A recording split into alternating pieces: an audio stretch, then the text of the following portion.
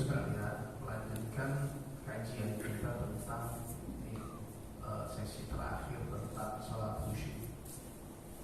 Ya, tentang sholat khusyuk. Saya review sedikit bahwa ketika kita melaksanakan ibadah sholat, bahwa yang terlibat di dalam ibadah sholat kita itu adalah dua aspek. Yang pertama adalah aspek jasmani, yang kedua adalah aspek rohani. Karena ini adalah satu kesatuan. Ya, jadi yang sholat itu bukan hanya fisik saja, tapi yang terlibat dalam sholat itu juga adalah aspek rohani. Nah, di dalam aspek rohani itu, ada 3 unsur penting. Yang pertama adalah akal, yang kedua adalah hati, yang ketiga adalah jiwa. Ya, dalam aspek rohani. Ya, ini software, hardware-nya ada di jasmani kita. Nah, maka yang pertama, akal itu harus mengetahui, memahami hal yang utama. Siapa yang dia sembah? Jadi akal kita harus tahu. Maka kunci daripada sholat khusyuk itu, Bapak Ibu, adalah tauhid. Ya, bagaimana kita membahas tentang sholat khusyuk tapi kita tidak memahami tauhid? Karena yang disembah di situ adalah Allah. Nah, berarti kita mengenal Allah dengan segala kesempurnaannya, dengan sifat-sifatnya. Kita mengenal Allah, kita punya kesadaran utama juga bahwa kita diciptakan oleh Allah. Kita adalah makhluk. Ya, maka kita harus tunduk kepada Al-Khaliq yang menciptakan kita. Nah, bagaimana kita mengenal Allah? Kita mengenal Allah melalui 2 ayat. Yang pertama adalah ayat-ayat Al-Quran yang menjelaskan esensi ketuhanan. Yang kedua adalah melalui ayat-ayat kehidupan. Ya, melihat hujan, melihat Allah. Melihat perubahan malam dan siang, melihat Allah. Ya, melihat anak-anak kita, melihat Allah. Melihat diri kita, melihat Allah. Melihat gunung, melihat Allah. Melihat hamparan lautan, melihat Allah. Apa maksudnya? Bahwa di balik yang tersurat itu ada yang tersirat. Ada yang maha menciptakan, dan ada yang maha menjaga, dan ada yang maha memenuhi rezeki daripada hamba-hambanya. Nah, ini tahu. Nah, dari situ ilmu kita, akal kita mempelajari bagaimana untuk sampai kepada Allah. Maka salah satu jalan untuk sampai kepada Allah itu adalah sholat. Nah, ibadah sholat ini tidak sama dengan ibadah yang lain. Memang dari aspek dari sisi pengaruh sholat, ibadah terhadap kebahagiaan, semua ibadah memberikan dampak terhadap kebahagiaan, hadirnya rasa bahagia. Tapi sholat itu berbeda. Kenapa? Karena sholat itu adalah face to face antara kita dengan Allah. Maka penetapan kewajiban ibadah sholat tidak sama dengan ibadah-ibadah yang lain. Rasulullah SAW diperjalankan dari satu perjalanan dari satu titik kepada titik berikutnya, yang dikatakan oleh Allah dalam Al-Quran, Subhanalladzi asra bi'abdihi lailan minal masjidil haram ilal masjidil aqsa. Ya. Maha suci Allah yang telah memperjalankan hambanya dari Masjidil Haram ke Masjidil Aqsa, kemudian dari Masjidil Aqsa ke Sidratul Muntaha. Untuk apa? Menerima kewajiban ibadah sholat. Nah, berarti ibadah sholat itu adalah pertemuan hamba dengan Tuhan. Nah, saya sisi yang saya pahami, saya renungkan. Allah Subhanahu wa taala tidak menyebutkan subhanallazi asra bi Muhammadin.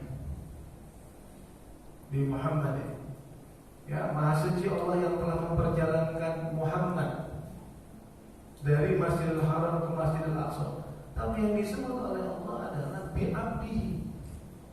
Artinya bahwa kewajiban ibadah sholat itu, kenikmatan bertemu dengan Allah itu adalah atas semua hambanya yang taat kepada Allah. Hamba itu jasmani dan rohani. Jadi abdul di situ adalah jasmani dan rohani. Abdul itu.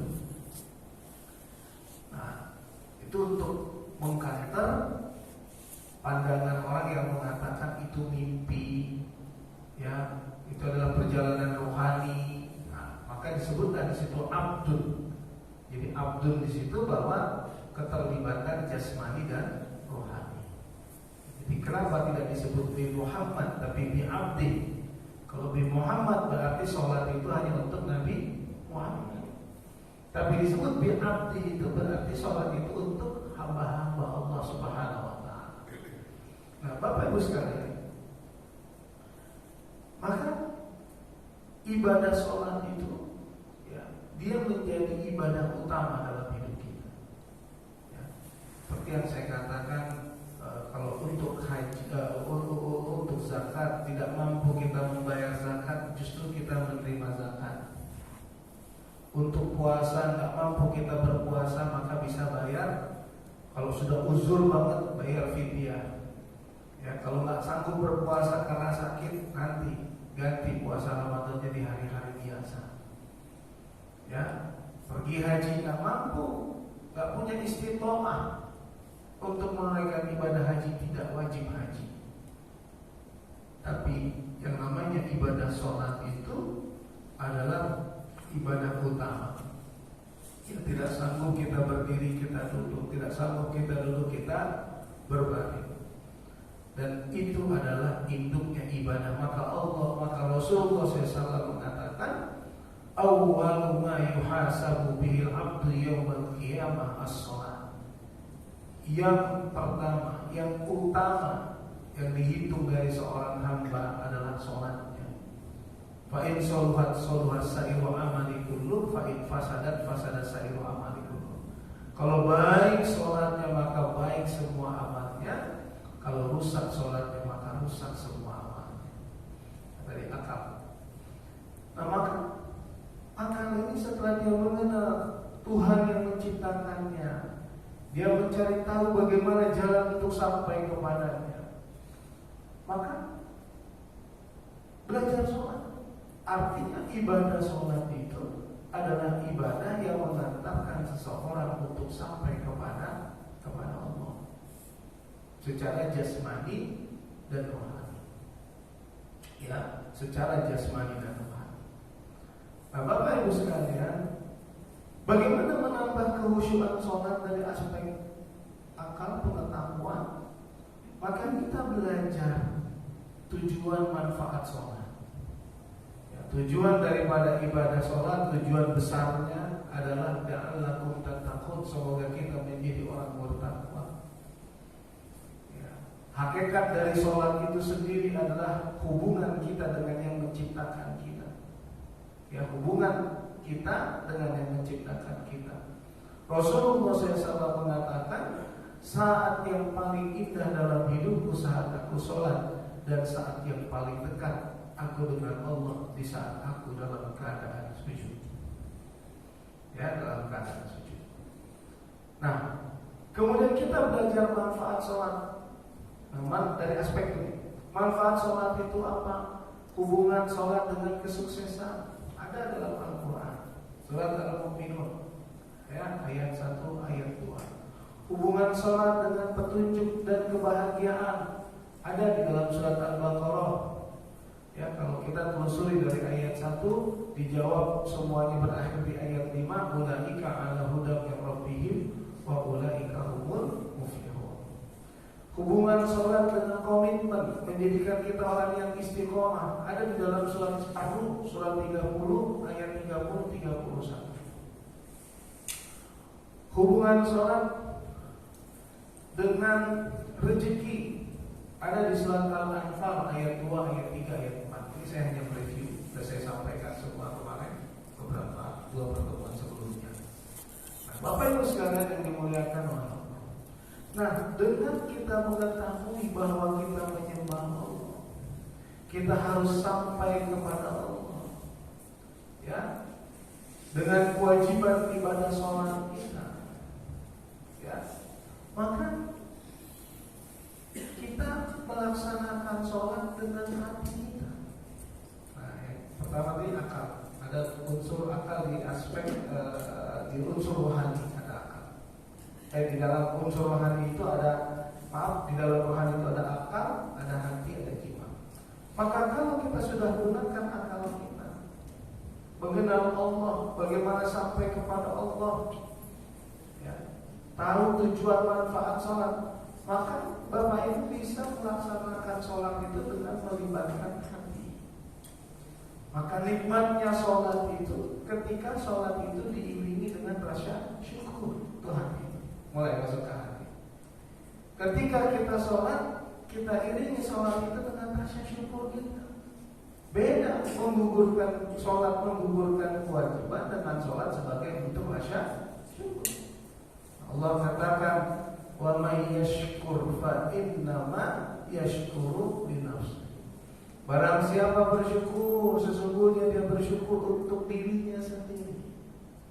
Ya, jadi kalau kita mengerjakan sesuatu terpaksa, efek psikologisnya berbeda dengan kita mengerjakan sesuatu sebagai kebutuhan. Ya, jadi kalau sholat itu sebagai amalan yang membuat kita terpaksa, maka berat mau melaksanakan sholat. Tapi kalau sholat sebagai bentuk rasa syukur, itu nikmat. Itu nikmat. Maka Rasulullah SAW ditanya oleh Aisyah, kenapa engkau sholat sampai kakimu bengkak, padahal kau dijamin oleh Allah masuk surga? Artinya kau diampuni dosa-dosamu yang akan datang, dosa-dosamu yang telah lalu, dan dijaga oleh Allah terhadap dosa yang akan datang, dijauhkan. Apa kata Rasulullah SAW? Apakah tidak boleh aku menjadi hamba yang bersyukur kepada Tuhan? Jadi sholatnya Rasulullah itu sebagai bentuk rasa syukur. Saya yakin Bapak Ibu duduk di sini, setiap ada kajian dengan hati yang ringan, hati yang senang, itu berbeda dengan keterpaksaan. Efek psikologisnya berbeda. Kalau duduk di sini sebagai sebuah kebutuhan dengan ringan hati, maka apa yang terjadi? Ada rasa bahagia. Ada rasa bahagia. Nah, nikmatnya kalau kita bisa melaksanakan pengabdian kita kepada Allah sebagai bentuk rasa syukur, ada rasa bahagia. Begitu juga dalam sholat. Maka kenapa ada hubungan sholat dengan rasa bahagia? Menghubungkan sholat dengan rasa bahagia itu kenapa? Dengan alasan apa? Kalau ibadah sholat itu dikerjakan sebagai bentuk rasa syukur. Wa may yashkur fa innama yashkuru li nafsihi. La in syakartum la azidannakum wa la in kafartum inna adzabi lasyadid. Apabila kamu bersyukur, kami tambahkan nikmat kami kepadamu. Tapi apabila kamu kufur, azab kami sangat pedih. Itu yang pertama. Nah, yang kedua, setelah kita kenal Allah, yang menciptakan kita adalah Allah, memenuhi segala kebutuhan kita adalah Allah, kita harus berinteraksi dengan Allah. Kita harus terkoneksi dengan Allah dalam bentuk ibadah utama kita, sholat kita. Itu tadi di sini. Maka yang kedua, ibadah sholat yang diawali dengan rasa syukur itu tentu akan melahirkan keikhlasan. Nah, nikmat kedua itu, sholat itu kalau kita ikhlas. Ikhlas itu kita tidak memandang yang lain, sudah yang kita pandang adalah Allah. Inna sholati wa nusuki wa mahyaya wa mamati lillahi rabbil alamin. Sesungguhnya sholatku, ibadah-ibadahku, hidupku, matiku hanya karena Engkau ya Allah. Di surat Al-Baqarah ayat 5, wa ma umiru illa liya'budullaha mukhlishina lahud-din hunafa'a wa yuqimus shalah wa yutuz zakah wa dzalika dinul qayyim. Manusia tidak diperintahkan kecuali mengikhlaskan ibadahnya, memurnikan tauhidnya kepada Allah. Nikmatnya sholat itu ketika kita bisa merasakan hadirnya Allah dalam sholat kita. Ya, kalau bahasa dalam hadis Rasulullah SAW disebutkan anta'budallah ka'annaka tarah fa illam takun tarah fa innahu yaraka. Engkau menyembah Allah seakan-akan engkau melihatnya. Jika tidak engkau melihatnya, yakinlah Allah melihatmu. Nah, itu nikmatnya sholat ketika kita bisa menghadirkan Allah, tapi kita tidak bisa memvisualisasikannya.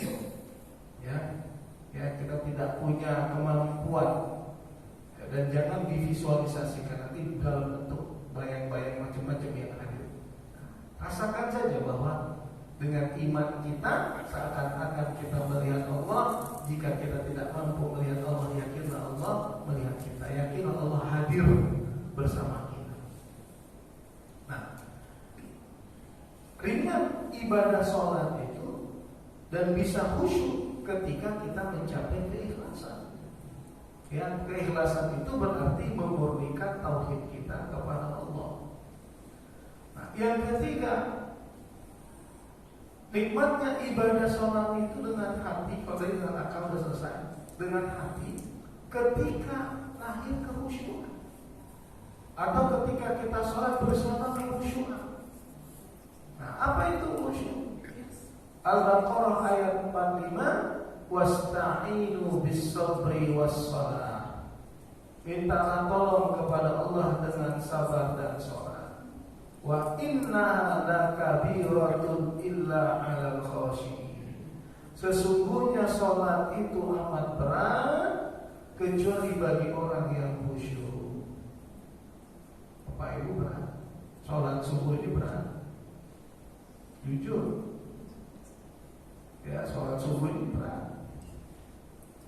Saya, Bapak Ibu sholat subuh udah berat, saya lebih berat. Bangun, ya, tahajud, melangkah dari rumah ke sini, itu berat. Bapak Ibu berat. Tapi itu tidak ada berat itu ketika hati kita sudah khusyuk. Nah, hati yang khusyuk itu disebut oleh Al-Baqarah ayat 46, alladzina yazunnuna annahum mulaqu rabbihim wa annahum ilaihi raji'un. Jadi kalau sholatnya Allah katakan minta tolonglah kamu kepada Allah dengan sabar dan sholat. Sesungguhnya sholat itu amat berat kecuali bagi orang yang khusyuk. Nah, khusyuknya dijelaskan oleh Allah di 46 Al-Baqarah, yaitu orang-orang yang mengira bahwa dia akan bertemu dengan Allah dan kembali menghadap Allah. Nah, jadi kalau Bapak Ibu udah punya perasaan bertemu dengan Allah dan kembali menghadap Allah, itulah khusyuk. Nah, saya melihat pentingnya kita memperbaiki sholat kita. Ini kalau bahasa saya sering saya sampaikan, kalau Allah ingin memperbaiki hidupmu, perbaikilah hubunganmu dengan Allah. Apa hubungan yang paling dahsyat? Ya sholat. Ya selebihnya nanti kita bahas di bulan depan. Bagaimana kita merasakan dekat dengan Allah, punya rasa optimis, punya rasa bahagia, punya rasa percaya diri, punya rasa tentram. Itu kita jawab di bulan depan. Ya, tapi tadi saya katakan kalau kita ingin memperbaiki, kalau kita ingin hidup kita lebih baik, perbaikilah hubungan kita dengan Allah. Coba kita perbaikilah ibadah sholat. Ya, sekali lagi, karena induk dari semua ibadah adalah ibadah sholat. Tuh, 3 ya Bapak Ibu, khusyuk. Yang keempat, Nikmatnya sholat itu kita bisa sampai ke khusyuan kalau sholat itu bersama kesabaran. Tadi bersama syukur, yang kedua bersama ikhlas, ya, yang ketiga bersama apa? Sabar, syukur, sabar, ikhlas. Ketiga, keempat khusyuk, ya, keempat khusyuk. Nah, sabar sekarang. Nah, bersama kesabaran.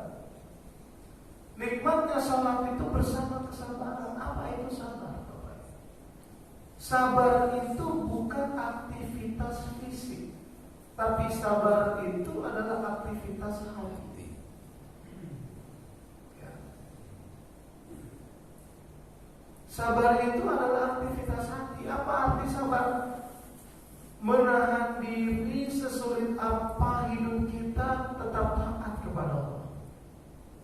Itu diimplementasikan nanti di dalam aktivitas orang, dalam aktivitas ibadah yang lain, termasuk puasa, termasuk baca Quran. Sesulit apapun keadaan kita tetap taat ibadah.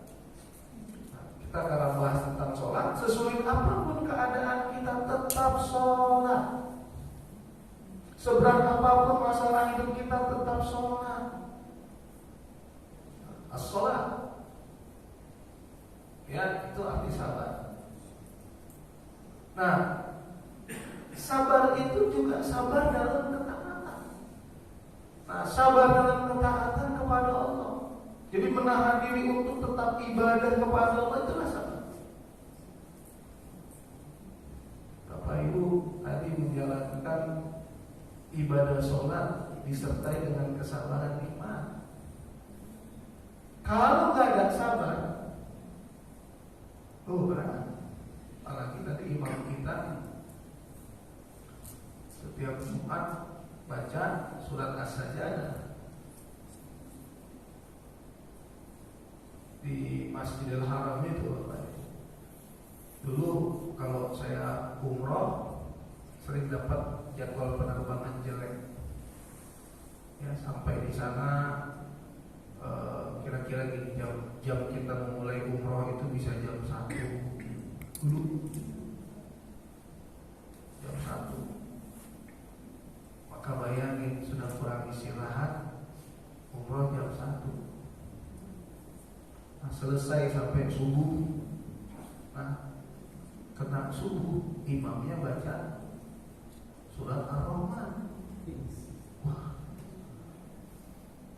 itu kalau nggak ada kesabaran namanya. Kalau nggak ada kesabaran nanti kita ini, wah, berat. Maaf, imam panjang amat bacaan. Itu bukan 1-2 jemaah yang komplain. Saya Ustaz mau jatuh dari Ustaz. Ya, imam panjang banget bacaannya. Apa imamnya nggak belajar hadis? Ada tuh. Bahwa dianjurkan oleh Rasulullah SAW memperpendek bacaan. Apalagi kalau melihat jemaahnya banyak yang tua. Saya udah berapa kali mau jatuh Ustaz. Nah, maka dalam ibadah pun harus ada kesabaran. Dalam sholat pun harus ada kesabaran. Sabar ini yang salah satu yang paling sering disebut oleh Allah dalam Al-Quran, paling banyak. Kenapa? Karena pentingnya sabar dalam kehidupan kita. Sabar menghadapi cobaan ujian hidup, itu sabar. Sabar dalam meninggalkan maksiat, itu sabar. Nah, sabar dalam ketaatan kepatuhan kita kepada Allah, itu nikmat sabar. Kalau sabar itu kita bawa dalam aktivitas sholat, maka kita akan merasakan lezatnya sholat, nikmatnya sholat. Allah Subhanahu wa Ta'ala di dalam surat An-Nahl ayat 96 mengatakan, ma'indakum yanfadu wa ma'indallahi baq. Apa yang ada di sisimu akan sirna, dan apa yang ada di sisi Allah kekal abadi. Itu artinya Pak, jangan menjadikan apa yang ada di sekitar kita sebagai obsesi-obsesi. harta, jabatan, kedudukan. Jangan dijadikan sebagai obsesi. Kenapa? Karena itu akan sirna. Nah, kejar apa yang ada di sisi Allah. Ma'indakum yang fadu wa ma'indallahi ba. Ini semua orang yang menjabat, ya semua dari presiden, menteri, anggota DPR, MPR, MK, semua itu hanya debu dikasih nyawa. Ya sama dengan kita semua. BUMN segala macam itu, mau dosen, mau dokter, mau guru besar, hanya debu-debu yang dikasih nyawa. Ya kan? Begitu nyawanya keluar dia kembali menjadi debu. Nah, ma indakum yang fadu kata Allah. Apa yang ada di sisimu akan lenyap. Ya akan sirna. Mana presiden yang dulu? Mana menteri yang dulu, mana pejabat yang dulu, mana orang-orang hebat yang dulu. Mereka sekarang sudah menjadi debu-debu semuanya. Ma'indakum yang fadu wa ma'indallah ba, dan apa yang ada di sisi Allah kekal abadi. Nah, wa lanajziyanna alladziina sabaru ajrahum ya bima kanu ya'malun. Ya, apa artinya? Kami akan berikan ganjaran kebaikan ya kepada orang yang sabar dari apa yang telah mereka lakukan. Jadi sabar dalam ketaatan itu penting, sabar dalam menghadapi cobaan ujian hidup itu penting. Nah, sabar dalam meninggalkan perbuatan dosa itu penting. Nah, dalam konteks sholat, Bapak Ibu sabar dalam sholat, bertahan untuk terus taat dan patuh kepada Allah. Nikmat. Kalau sholat dengan ikhlas nikmat, sholat dengan rasa syukur nikmat. Ya, sholat dengan penuh kehusyuan tadi, kehusyuan di Al-Baqarah ayat 4546 tadi itu nikmat. Nah, sabar dengan sholat, sabar dalam sholat itu nikmatnya luar biasa. Nah, dijanjikan oleh Allah orang-orang yang sabar dalam ketaatan kepatuhan, termasuk sabar dalam menghadapi cobaan ujian hidup. Ulaika 'alaihim shalawatun mir rabbihim wa rahmah wa ulaika humul muhtadun. Mereka mendapatkan ampunan, mereka mendapatkan rahmat, dan mereka mendapatkan hidayah. Nah kemudian nikmatnya sholat itu kalau kita bisa melaksanakan sholat dengan penuh tawakal, dengan penuh keberserahan diri kita kepada Allah. Maka salah satu ciri khas orang tawakal itu berprasangka baik kepada Allah, punya keyakinan, kesadaran bahwa dia bersandar kepada Zat yang maha kuat, Zat yang maha hebat, Zat yang maha kuasa, Zat yang maha pengasih, Zat yang maha penyayang, Zat yang maha memberi rezeki. Maka pada saat Bapak Ibu sholat, nikmatnya sholat itu kalau disertai dengan tawakal.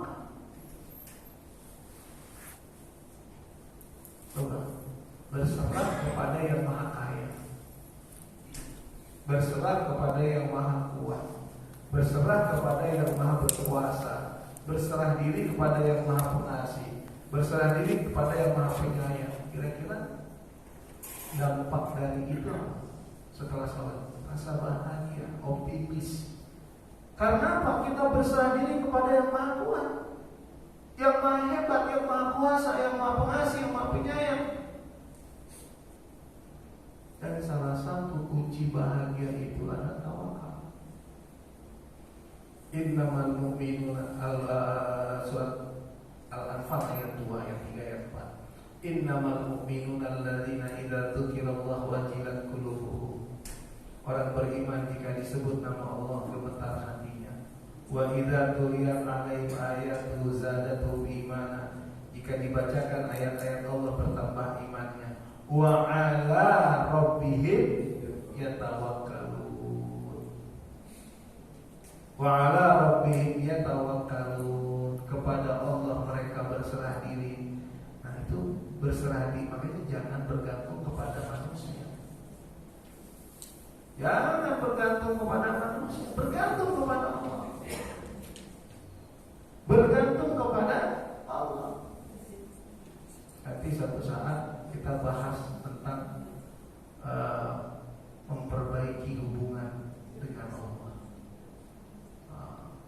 bagaimana memperbaiki hubungan dengan Allah itu. Termasuk salah satunya banyak di dunia ini banyak orang yang gak bahagia karena terlalu bergantung kepada manusia. Benar gak? Ada seseorang yang berbuat baik kepada bapak ibu, tapi bapak ibu sanjung melebihi sanjungan kepada Allah.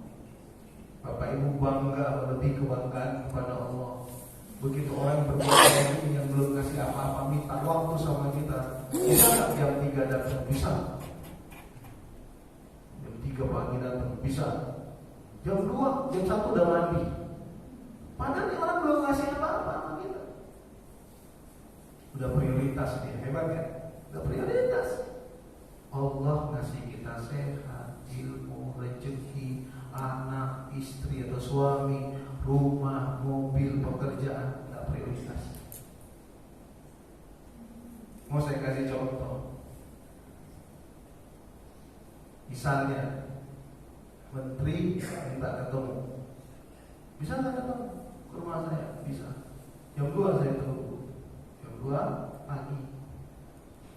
Alarm sudah di-set. Jam 12 hidup. Alarm istirahat kali ini. Jam 12 hidup. Bangun, mandi, bersih berangkat. Ini menteri belum pernah kasih apa-apa sama kita. Udah prioritas. Terus begitu ketemu, waktu yang dialokasikan cuma setengah jam. Effortnya dari jam 12 sudah bangun, ketemu sama menteri cuma setengah jam. Habis itu ditinggal sama menteri setengah jam. Pulang. Maaf, apa yang udah dikasih? Belum ada. Tapi udah prioritas. Yang maha kaya, maha kaya, yang maha berkuasa, yang maha hebat, yang maha pengasih, yang maha penyayang, yang maha menghidupkan, yang maha mematikan, yang ngasih kita rezeki, ngasih kita anak, ngasih kita keluarga, ngasih kita pekerjaan, ngasih kita kehidupan, yang waktunya tersedia untuk kita, kapanpun kita datang kepadanya. Kapanpun. Tengah malam, tadi jam 2, kalau sama pejabat setengah jam, sama orang hebat, sama gubernur segala macam setengah jam. Jam 2, Bapak Ibu bangun, bisa mau sampai jam 5, gak ada masalah. Berdua sama yang maha kaya, berdua sama yang maha kuasa, berdua dengan yang maha penyayang, maha pengasih.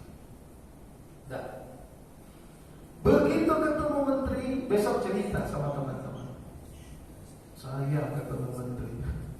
Pak ini kayak paling sering ketemu menteri. Saya ketemu menteri. Cerita. Ini saya orang awam. Anggap saya orang awam. Saya ketemu menteri.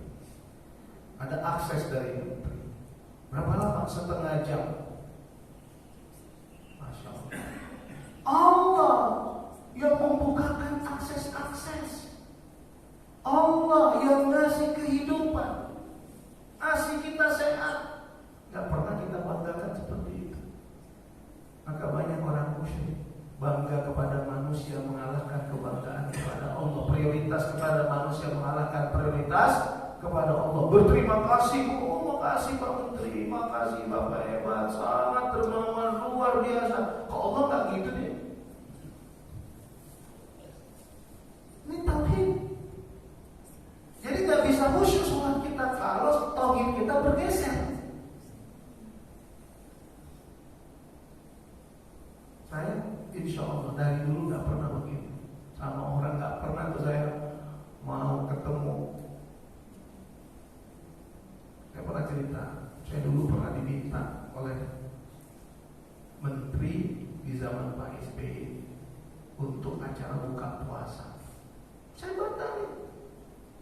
Kenapa? Karena saya harus kalau saya terima, saya harus membatalkan jadwal jemaah yang sudah komit. Ustaz, sebelum puasa, Ustaz ini buka puasa di rumah saya ceramah ya Ustaz.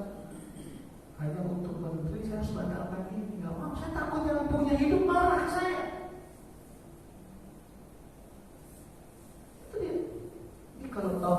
bergeser, kita nggak bisa sholat khusyuk.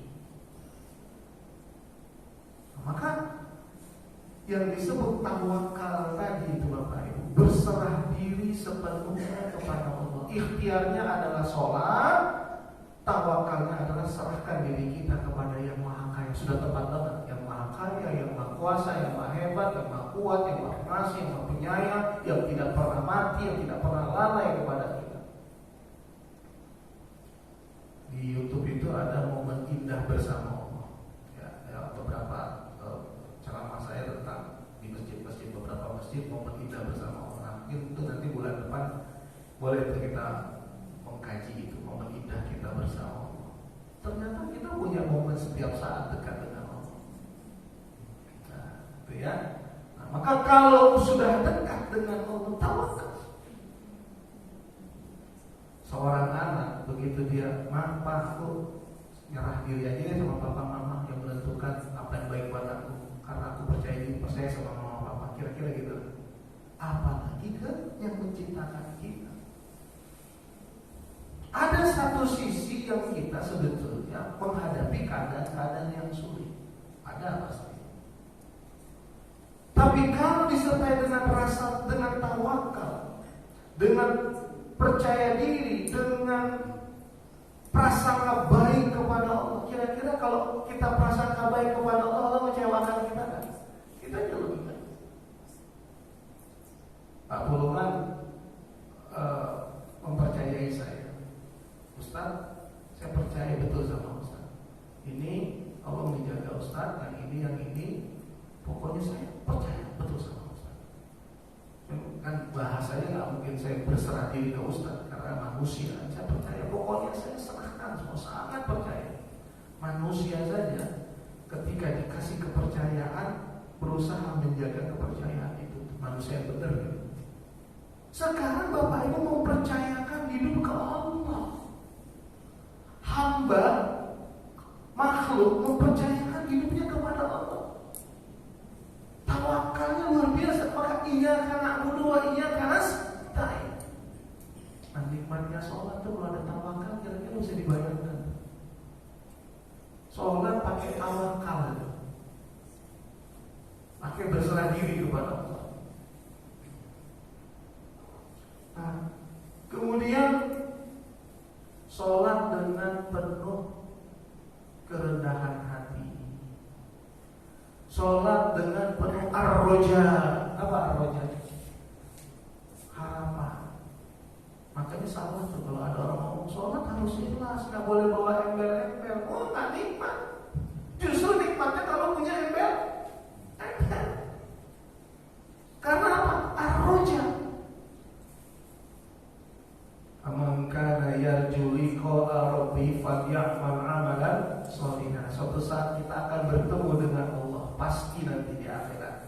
Tapi sebelum pertemuan yang abadi itu, kita juga bisa bertemu dengan Allah. Kapan itu? Ketika harapan-harapan kita sandarkan kepada Allah. Maka Rasulullah mengingatkan tadi, engkau menyembah Allah seakan-akan engkau melihatnya. Jika engkau tidak melihatnya, yakinlah Allah melihatmu.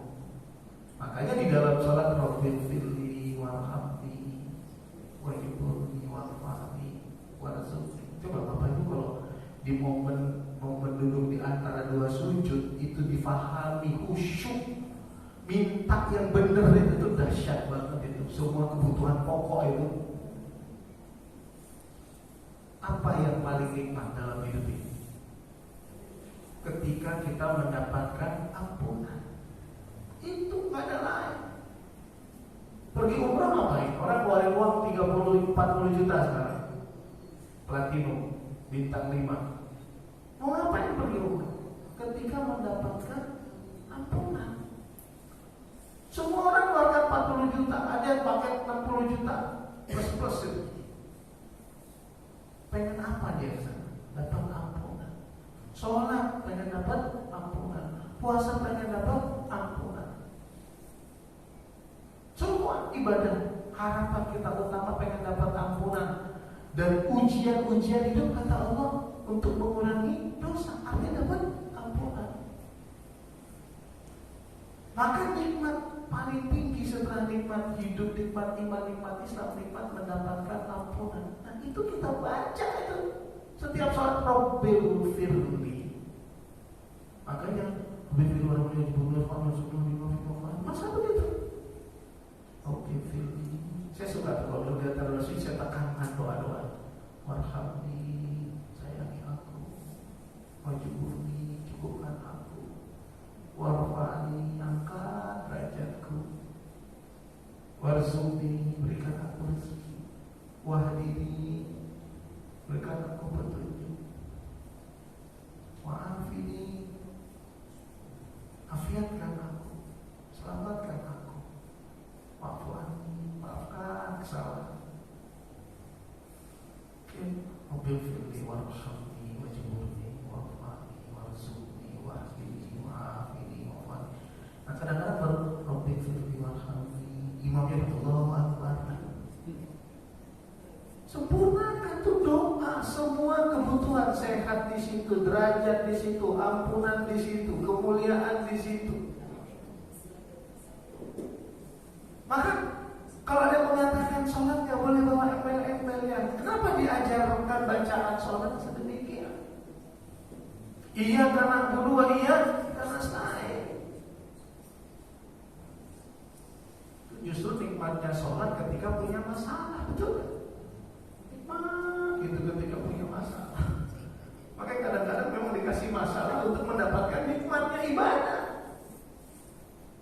Kalau semua senang, semua ada, pengen belajar tinggal gesek, pengen naik pesawat tinggal panggil anak buah, carikan tiket, pengen jalan ada ajudan, semua lengkap, buka pintu dibukain, tutup pintu ditutupin, lengkap sempurna. Kira-kira khusyuk gak ibadahnya? Belum tentu. Maka ada masalah, ada problematika hidup, dikasih ujian agar kita sadar bahwa ada Allah tempat bersandar kita. Ada Allah yang harus kita imani akan mengeluarkan kita dari kesulitan hidup kita. Ada Allah yang berjanji kepada kita, fa inna ma'al usri yusra, inna ma'al usri yusra, bersama kesulitan ada kemudahan, bersama kesulitan ada kemudahan. Begitu Bapak Ibu. Nikmatnya sholat itu kalau ada ar-roja, ada pengharapan kepada Allah. Nah udah ya, jadi ada akal, ada hati masuk, udah connect akal di sini sama di sini. Nah yang ketiga, maka ada yang namanya jiwa, an-nafs. An-nafs yang paling tinggi makomnya adalah an-nafsul mutmainnah. Itu kalau bandit-bandit di luar, tukang berzina, tukang mencuri, tukang gasak orang, tukang pokoknya itu jiwanya an-nafsu al-ammarah bisu. Kan sering Bapak Ibu dengar itu nafsu al-ammarah, nafsu ammarah. Nah itu al-ammarah, nafsu yang suka ngajak berbuat dosa, itu an-nafsu al-ammarah bisu. Nah, kalau itu sudah kita tundukkan, kalau Bapak Ibu sudah tundukkan amarahnya itu, ada nggak sih? Ada potensi, ada kan? Tapi nggak besar. Saya pernah dikasih uang cukup besar untuk ukuran saya. Saya tanya, uang apa? Maksudnya apa? Tujuannya apa? Apa ini? Sumbernya dari mana? Karena di sininya ambil jangan.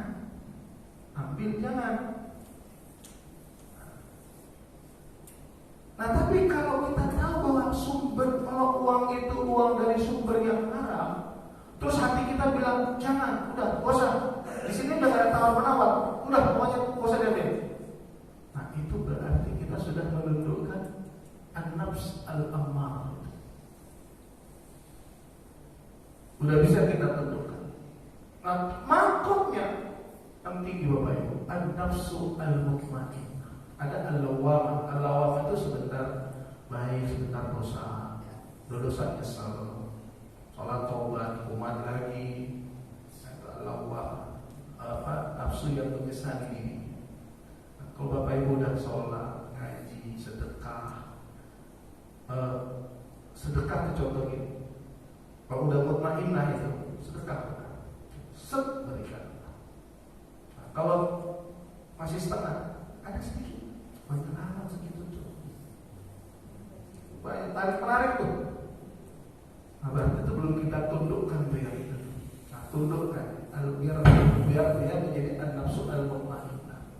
Nah, sholat itu Bapak Ibu, sholat itu ketika akal kita sudah tadi tahu tujuan ibadah, tahu yang disembah, akal hati tadi yang sudah saya jabarkan semua. Nah, yang ketiga, kalau sudah sampai al-mutmainnah, mutmainnah itu bahagia, damai, tenang, jiwanya tenang. Tenang, damai, bahagianya berarti waktu bersama Allah, bukan setelah bersama Allah. Nah, kalau selama ini kan kita setelah bersama Allah, alhamdulillah udah tenang, udah sholat. Harusnya tenangnya itu kan pada saat bersama. Coba bahagia. Kemarin dari Imam Ustaz, sebelum ini saya bahagia. Kenapa Bu? Kenapa mau datang liburan? Ada kumpul nih. Pertanyaan saya, bahagianya saat bersama atau saat berpisah? Kalau sudah sampai pada an-nafsul mutmainnah, tenang, damai, bahagia itu pada saat sholat. Pengen lama, pengen berdua, pengen ketemu lagi sama Allah, ambil momen duha, sebentar lagi momen syuruk. Nanti jam 8 pengen lagi bersama Allah, berdua, momen duha. Siang Allah panggil kita, aku pengen ketemu nih, kata Allah. Bahasanya gitu, azannya Allah, akbar, panggilan Allah, prioritas lagi Allah, pengen lagi berdua sama Allah, pengen curhat. Sebelum pulang kantor asar, menghadap lagi Allah. Sampai di rumah bersih-bersih, ketemu maghrib, nikmat, masuk masjid. Cari rumah depan masjid paling enak sebenarnya. Paling enak. Kalau kata kalau orang-orang banyak orang yang terganggu dekat masjid, mereka ada masalah dengan hati.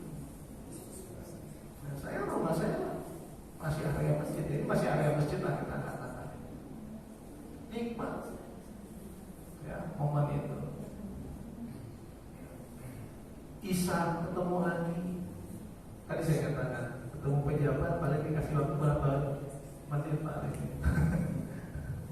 setengah jam dikasih waktu sama pejabat, setengah jam, 1 jam sama Allah. Kapan kita mau datang? Ya kan? Berapa jam?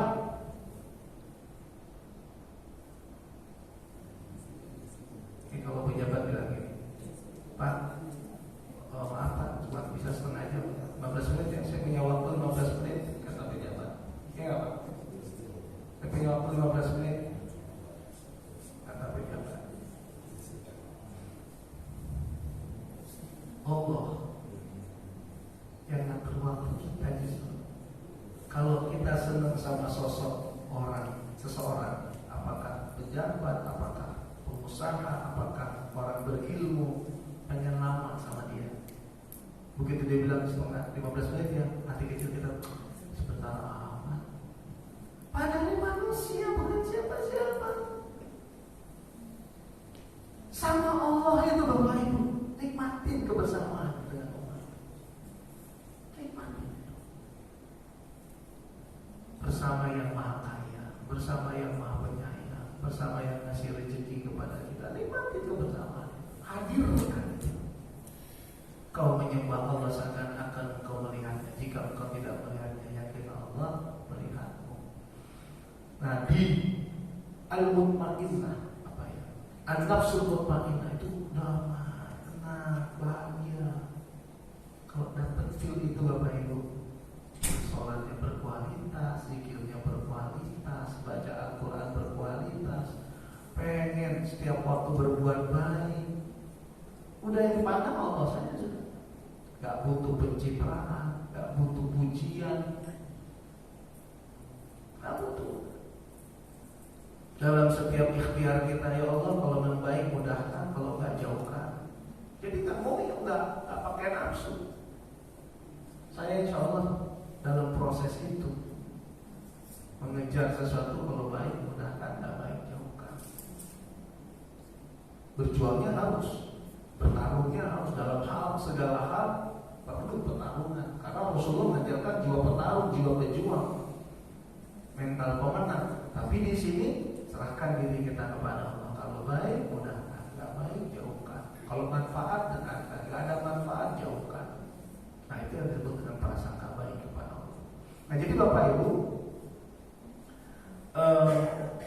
jasmani rohani, sholat ini berfungsi, akalnya berfungsi, hatinya berfungsi, jiwanya berfungsi. Kira-kira nikmat gak sholat? Dan sholat itu momen kita bersama dengan Allah, bersama dengan yang maha kaya, bersama dengan yang maha hebat. Kayak kadang-kadang ada orang selfie gitu ya dengan tokoh gitu ya, selfie, just gitu. Kemudian dia upload itu kira-kira membayangkan nih loh, saya dekat dengan sosok ini, diupload biar orang semua tahu. Padahal sosok yang dia banggakan kan belum ngasih apa-apa sama dia. Yang dia banggakan itu belum ngasih apa-apa sama dia. Dia lupa sama yang di atas yang sudah memberikan dia banyak hal. Sampai Allah katakan wa in ta'uddu ni'matallahi la tuhsuha. Gitu ya. Terus ada sosok lagi nih. Saya bilang sama semua orang, saya dekat nih sama beliau. Lihat gak medsos saya? Dekat kan saya? Oh iya, saya dekat banget sama beliau. Saya ngaku, saya ngomong saya dekat banget sama beliau. Nah, yang mendengar ini ketemu nih sama beliau. Beliau ini siapapun lah, mau presiden, mau pengusaha, mau menteri, mau siapapun lah, mau anggota DPR paling. Atau saya dekat sama Pak Ali, ngaku gitu. Lihat di medsos saya tuh foto-foto saya. Nah Bapak Ibu ketemu nih dengan beliau ini, Pak. Bapak Ibu ketemu dengan beliau ini. Bapak Ibu tanya, dekat gak sama Ustaz Adian mana? Adian Pak Ridwan. Yang mana ya? Yang mana? Enggak, katanya dekat sama Bapak. Oh mana? Sebentar. Oh iya, enggak kenal, dekat enggak kenal. Saya udah GR bilang dekat. Yang bersangkutan bilang nggak dekat kenal. Allah. Bapak Ibu bilang saya merasakan dekat dengan Allah. Saya merasakan bahagia bersama Allah. Pengakuan itu diakui oleh Allah. Allah bilang wa idza sa'alaka 'ibadi anni fa inni qarib ujibu da'watad da'i idza da'an falyastajibu li wal yu'minu bi Muhammad. Jika hambaku bertanya kepadamu wahai Muhammad, katakan aku dekat. Kalau manusia itu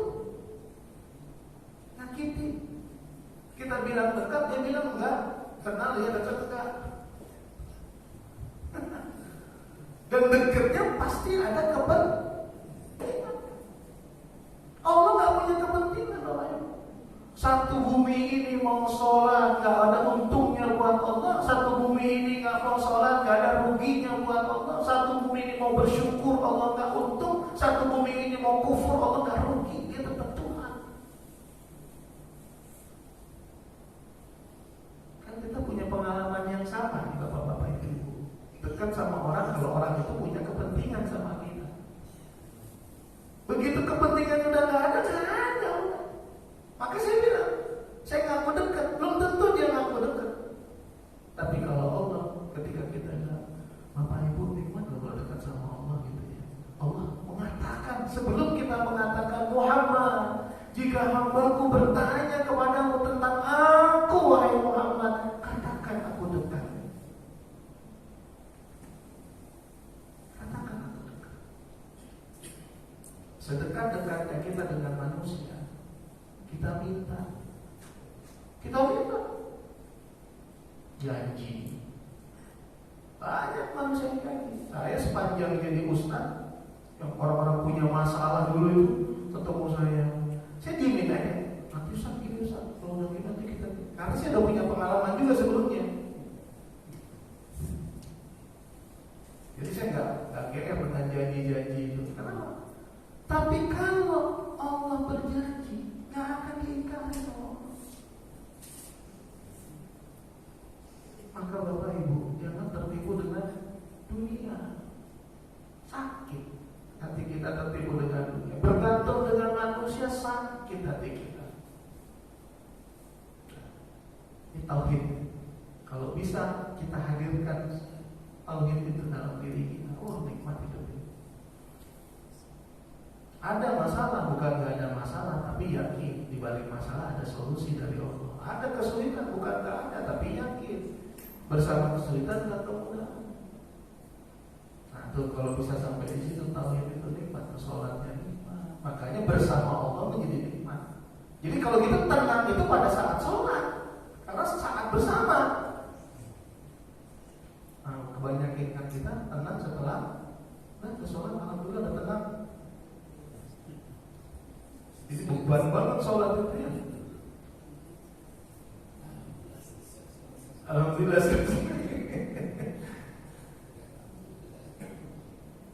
kan waktu bersama kan. Terus anak bapak bilang gini, Pak, aku balik lagi ke luar negeri Pak. Langsung hati, ya benar gak? Ya cepet amat Pak. Betul gak? Belum puas bapak sama kamu, udah balik lagi. Cepet amat Pak. Nah logikanya kan begitu. Nikmatnya, ketenangannya itu, kebahagiaan itu saat bersama Allah. Artinya pada saat sholat berkualitas. Pengen sujud lama, pengen rukuk lama, pengen berdoanya mintanya berkualitas. Ya Allah, Rabbil walhamdulillah dan seterusnya. Jadi sayang ya, banyak orang yang gak ngambil momen itu, momen sholat itu. Padahal itu momen berdua bersama Allah. Ada pejabat lagi kumpul. Pejabat lagi kumpul 10 orang. Terus ada seseorang datang. Sebenarnya saya mau ketemu sama dia, mau ngobrol berdua. Seseorang GR banget. Saya berdua sama pejabat, atau sama presiden, atau sama wapres berdua. Tadi saya katakan, presiden wapres belum kasih apa-apa sama kita secara personal. Bapak itu cuma 10, 15, 20 menit. Bapak Ibu tahajud dari jam 2:30 sampai jam 4 berdua bersama yang Maha Kaya. Tahajud.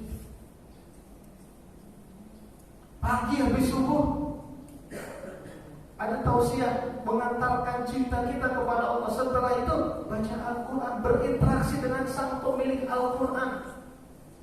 Begitu baca Al-Quran, berinteraksi dengan pemilik Al-Quran bersama Allah lagi Bapak Ibu. Subhanallah. Udah sampai ke level itu, pengen berbuat baik, ikhlas, yakin saja sama Allah. Dan Allah menjanjikan itu. Janji Allah itu innal ladzina amanu man amila shalihan min dzakarin aw untha fahuwa mu'min falanuhyiyannahu hayatan thayyibah wa lanajziyannahum bi ahsani ma kanu ya'malun. Surat An-Nahl ayat 97. Barang siapa yang melakukan amal soleh dan dia adalah orang beriman, baik laki-laki atau perempuan, kami berikan pahala kebaikan melebihi kebaikan yang mereka lakukan. Wah, nikmat terbaik. Kemarin ke sahabat saya meninggal. Kemarin 2 orang meninggal. Satu Surabaya, satu Tangerang. Sahabat. Yang Surabaya udah lost kontak udah lama. Yang Tangerang tuh orangnya sehat, masih muda, umur 53 tahun, masih muda ya, sekarang 53. Itu orang baik banget. Orang baik banget, senyum aja, santun sama orang, ringan tangan sama orang. Ringan tangan sama orang, ya. Kerjanya melayani jemaah umroh, jemaah haji. Itu orang baik. Meninggalnya serangan jantung. Istrinya bilang, beberapa hari sebelum meninggal Ustaz, dia bilang sama saya, aku di mimpi, aku mengunjungi surga neraka. Mimpi kali, katanya, bukan mimpi. Aku melihat surga neraka, bukan mimpi. Mimpi kamu, enggak mimpi.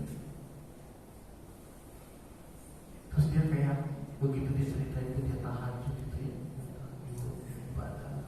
Gak berapa lama dia meninggal. Terus saya bilang tuh meninggalnya nikmat banget. Orang baik, semua orang yang kenal sama dia mengaku dia orang baik, orang soleh. Ya, meninggalnya indah banget. Ya udah, itulah kebahagiaan yang sesungguhnya setelah mati. Ya, jadi orientasi hidup kita adalah akhirat, obsesi tertinggi kita adalah Allah, maka kunci utama dari kedekatan dengan Allah adalah sholat khusyuk. Insya Allah kita menjadi ahli surga. Ya, hidup ini jadi buat kebaikan, dan kalau sudah berbuat baik, Allah melebihi kebaikan dari apa yang kita lakukan. Ya, harus yakin, jangan ragu. Ya, selesai sholat khusyuk kita. Ya, Bapak Ibu sekalian, mudah-mudahan flyernya masih ada kan,